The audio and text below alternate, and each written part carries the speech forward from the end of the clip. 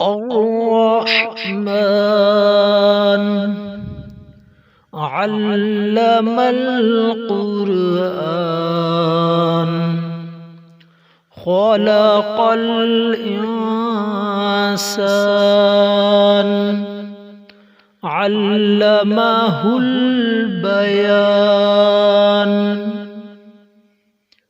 الشمس والقمر بحسبان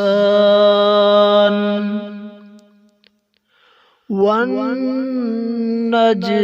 والشجر يسجدان والسماء رفعها ووضع الميزان ألا تطغوا في الميزان وأقيموا الوزن بالقسط ولا تخسروا الميزان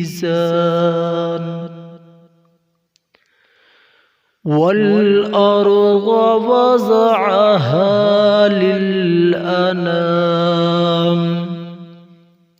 فيها فاكهة والنخل ذات